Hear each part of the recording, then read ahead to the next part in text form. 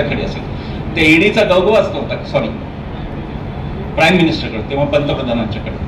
तेव्हा जर ईडी असती आणि राबवणारे जर गृहमंत्री त्या दर्जाचे असते तर काँग्रेस 200 वर्ष सत्तेतूनच गेली नसती. ती सत्तेतून गेली कारण ईडी तुमच्याकडे. ईडीचा प्रचंड उपद्व्याप चालू आहे महाराष्ट्रात. असे मी थोडक्यात केस सांगितली. त्या केसमध्ये थोडं एक करेक्शन आहे ते मी सांगणार. देशमुखांची केस अशी, अनिल देशमुखांची, की 100 कोटीचा दावा लावून 8 टाकलं, 1 वर्ष अंडा सेलमध्ये ठेवलं अत्यंत क्रूरपणे, आणि कोर्टात सांगितलं 1.71 कोटीचा आता आहे. कोर्टाने विचारलं 100 कोटी ही फॅन्सी फिगर आहे, तुम्ही सांगा खरा आकडा काय आहे. हे म्हणले 1.71 कोटी. मग हायकोर्टने विचारलं या 1.71 कोटीचा एखादा पुरावा तुमच्याकडे आहे का. ते म्हणले आमच्याकडे पुरावा नाही, हिअर से म्हणजे सांगोवांगी केलेला आम्ही आरोप आहे. ही अवस्था ईडीची. ईडीचा कन्व्हिक्शन रेट 0.5%. म्हणजे जर 200 माणसांना ईडीने चौकशी केली त्यातल्या एकाच माणसाला शिक्षा होऊ शकते. म्हणजे बाकीच्या 199 हे राजकीय अटकी असतात ज्या मोदी शहांच्या सोयीसाठी चाललेल्या आहेत. तीच कथा संजय राऊतांची आहे. संजय राऊतांनी भावाकडून पैसे घेतले 50 लाख उसने. भावाकडून घेतलेले पैसे मनी लॉन्ड्रिंग मध्ये कसे आले असं कोर्टाने विचारलं.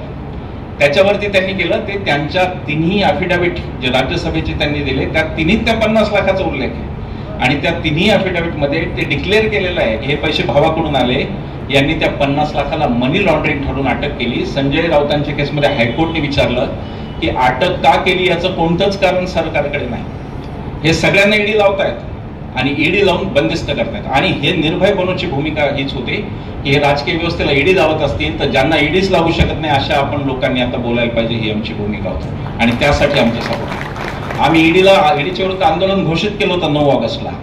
आणि आम्ही म्हणणार होतो ईडी आप भी निर्भय बनो, सबके ऊपर कारवाई करो, हे आम्ही म्हणणार होतो. पण आम्हाला पोलिसांनी परवानगी नाकारली. ईडी ही अशी गोष्ट आहे त्याचा आता एन्फोर्समेंट डायरेक्टरेट नाही राहिलं. हे भारतीय जनता पक्षाचं इलेक्शन डिपार्टमेंट झालेलं आहे. यांची बुद्धी इतकी खचलेली आहे की तामिळनाडूमध्ये ईडीनी भारतीय जनता पक्षाच्या नेत्याचं एका शेतकऱ्याचं भांडण झालं म्हणून तामिळनाडूत ईडीने त्या शेतकऱ्याच्या घरी धाड टाकली. त्या शेतकऱ्याच्या बँक अकाउंटमध्ये 450 रुपये होते, त्याच्याकडे धाड टाकली. पश्चिम बंगालमध्ये ईडीला खेड्यातून मारून पिटाळलं लोकांनी. मी मारण्याचं समर्थन करत नाही, मी गांधींचा जे विचार मांडणारा माणूस, मी मारण्याचं समर्थन करत नाही. यंत्रणेला मारू नये, शासकीय यंत्रणा आपल्या त्यांच्यावर हात उचलू नये.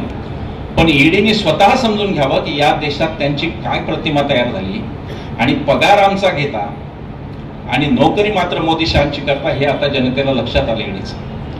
मग उच्चपदस्थ लोकांबद्दल फडणवीस म्हणाले, मी फडणवीसांना हेही सांगणार ईडीच्या निमित्ताने की उच्चपदस्थ म्हणजे पंतप्रधान सुद्धा आमच्या करातून दिलेला पगार घेतात आणि म्हणून ते लोकसेवक असतात. पंतप्रधानांनी स्वतःच म्हणलं होतं मी लोकसेवक. तेव्हा फडणवीसांचे ते मालक असतील, फडणवीसांनी त्यांची चाकरी करावी. 140 कोटी लोकांचे मात्र ते लोकसेवक आहेत. हे फडणवीसांनी नीट लक्षात घ्या की ते लोकसेवक आहेत, ते लोकमालक नाही आहेत, हे नीट लक्षात घ्या. ईडीचा एकीकडे निवडणूक आयोगाचं काय चाललं ते आपण पाहिलं. ही गोष्ट तिथे थांबलेली नाही, देशाच्या सर्वोच्च न्यायालयापर्यंत ही गोष्ट आलेली आहे. न्यायव्यवस्था निष्पक्ष वगैरे लोकशाहीत पाहिजे. पहिली अट आहे लोकशाहीची, न्यायव्यवस्था निष्पक्ष स्वतंत्र पाहिजे. ती स्वतंत्र राहिली का हा मुद्दा आहे.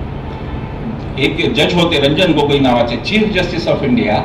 लैंगिक शोषणाचा त्यांच्यावर आरोप होता. त्यांनीच पॅनल ठरवलं की काय निर्णय होणार. स्वतः ज्याच्यावर आरोप आहे तोच न्यायाधीश झाला.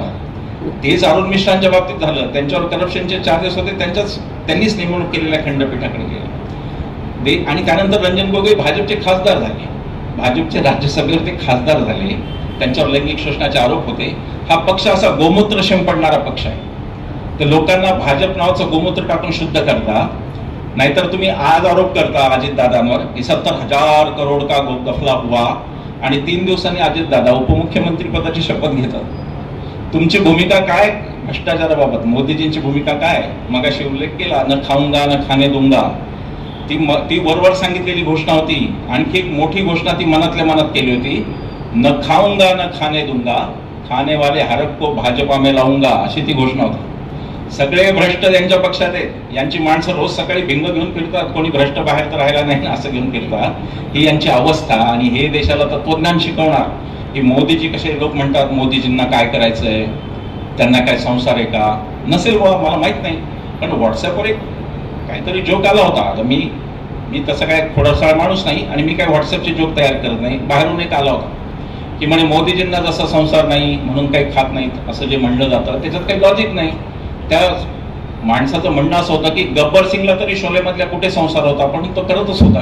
त्यांचं म्हणणं होतं गब्बर सिंगचं पण लग्न झालेलं नव्हतं असं त्यांचं. तर हे जे काही चाललेलं आहे की भ्रष्टाचाराच्या मुद्द्यावर एवढाच की तुम्ही दुसऱ्या पक्षात असता तोपर्यंत भ्रष्ट, आणि एकदा का तुम्ही आमच्याकडे आले की तुम्ही पवित्र होता, चौकशा थांबतात.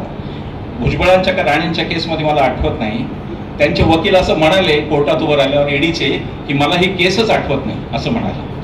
दुसऱ्या एका केसमध्ये ते म्हणाले फाईलच हरवली आमच्याकडून. तर हे जे चाललंय हे सगळ्या देशाला कळतं. तुमचं काय चाललंय आणि कसं चालतंय हे या देशाला कळतं. या देशात लोकशाही आहे म्हणणाऱ्यांनी बिल्किस बानो प्रकरण पाहू. बिल्किस बानोवर 11 जणांनी रेप केला गुजरात दंगलीमध्ये. 11 जणांनी, काही तिचा दोष नव्हता. ती काही कोणत्या मुस्लिम दहशतवादी संघटनेची सभासद नव्हती. ती एक सर्वसामान्य नागरिक, महिला नागरिक होती. तिच्यावर 11 जणांनी बलात्कार केला. बिल्किस बानोने असं म्हणलं की ही केस गुजरातमध्ये चालू नाही कारण माझा गुजरात हायकोर्टवर विश्वास नाही, आणि म्हणून ती हायकोर्ट मुंबईला, आपल्या मुंबईच्या हायकोर्टाने ती केस चालवली. त्या केसमध्ये त्यांना शिक्षा झाली. ती शिक्षा गुजरातच्या सरकारने स्वतः कोणताही अधिकार नसताना, बेसिक गोष्टी येथे आयपीसी मधल्या, सीआरपीसी मधल्या कोणताही स्वतःचा अधिकार नसताना गुजरातच्या सरकारने ती शिक्षा कमी करून टाकली, माफ केली, त्यांना सोडून दिली. त्यांना सोडल्यावर प्रकरण सुप्रीम कोर्टमध्ये गेलं आणि सुप्रीम कोर्टने सांगितलं की हा अधिकार महाराष्ट्र सरकारचा आहे, कारण महाराष्ट्र राज्याच्या न्यायालयात झालेली ही शिक्षा आहे. म्हणजे आपण कोणती शिक्षा करतो यांना माहित नाही, एवढे हे वेडे नाहीत. यांना हे सुप्रीम कोर्टला दाखवायचं होतं की आम्ही करू तो कायदा आहे, आम्ही कोणालाही सोडू. आणि सगळ्यात वाईट गोष्ट, ज्याचा प्रत्येकाला हिंदू म्हणून, जर आपण शिवछत्रपतींचे महाराष्ट्रातले हिंदू आहोत, जे की अशीच आमूची आई असती, आपण ऐकलेलं आहे, कल्याणच्या सुभेदाराच्या सुनेला परत पाठवणार आहे. तर त्या शिवछत्रपतींच्या महाराष्ट्रातले जर आपण हिंदू असू तर आपल्याला या गोष्टीची शरम वाटली पाहिजे की बिल्किस बानोचे बलात्कारी जेव्हा कोर्टाच्या बाहेर आले तेव्हा तथाकथित हिंदुत्ववाद्यांनी त्यांचा सत्कार केला. ते भारतीय जनता पक्षाच्या पिलावळीतले हिंदुत्ववादी जे संघटना होत्या त्यांनी यांचा सत्कार केला. ही या देशातल्या लोकशाहीची अवस्था आहे.